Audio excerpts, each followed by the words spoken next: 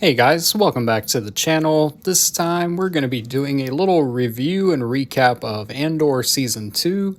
I just recently finished watching the complete Andor series. I rewatched Season 1 before diving into Season 2. Watched all of the episodes consecutively as kind of one big package. And I've got to say, this show is not what I ever expected it to be. But I mean that in a good way. And I know some people have some trepidations about getting into it because honestly, it is a different type of Star Wars. It doesn't have that feel of the classic George Lucas Star Wars. It does feel like its own thing, but I think even if you took the Star Wars brand name away from it, it's still a really good show. The characters are interesting. There's so many different little storylines that we follow throughout the series, most of which do have satisfying conclusions. And overall, my review of season 2 is it blows season 1 out of the water.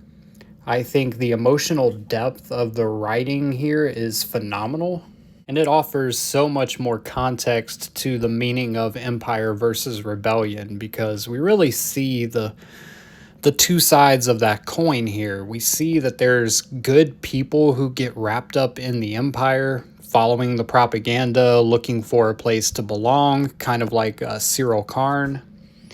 But then we also have the rebellion and people like Luthen, who are a little more on the extreme side, willing to sacrifice lives, break apart families, do whatever it takes in order to see the future come to fruition. His speech in season 1 about, fighting for a sunrise we'll never see really kind of sums up the theme of the entire Andor series, in my opinion. I'm going to get into a little bit of spoilers here, so spoilers if you haven't seen Andor Season 2 or haven't yet, taken the time to watch it. You might want to skip this part, but the idea that Bix and Cassian, they part ways because Cassian has his mission and what he's destined to do, and Bix is just kind of done. She's done fighting. She just wants to live out her days.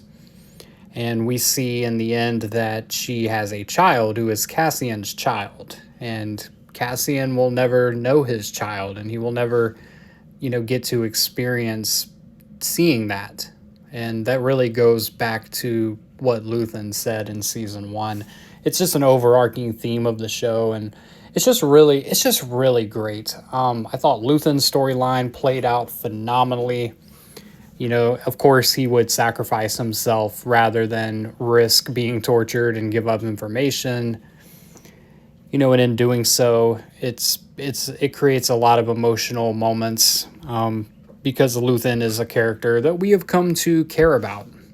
And in essence, that is something that Star Wars, regardless of the tone of the series, or whether it be the original George Lucas stuff or something as new as Andor Season 2, if you have compelling characters that you do care about and you're invested in seeing how their story plays, then in essence, that is good Star Wars. I thought they did a really good job in kind of leading everything up towards Rogue One. You can go back and rewatch Rogue One now, having seen the series, and it adds so much more context and history behind those characters and the mission at large. You really see the seeds being planted for that. I thought that was executed very well. The only thing, and it's not a criticism because I understand the situation they were dealt, early on when this series was announced, it was said to have had multiple seasons. I think 5 was the number that was thrown out back then, that this was going to be a long-running series. They decided to condense it into 2 seasons, and I really think you see that in Season 2 because a lot of these storylines could have gone on longer, gone into a little more detail. Everything had to wrap up in a neat little package, and that's why they do the time skips between every 3 episodes. I would have loved to have seen the full expanded version. I think there's a lot of stuff they could have covered, a lot of characters that they could have given a little more development to. But again, that's not a huge criticism because, being that they were only given a couple of seasons, I think they did really good with what they had. I love that they didn't rely heavily on cameos in this. They had the recast of Bail Organa. Jimmy Smits was not available, according to the writer and producer of the series, Tony Gilroy.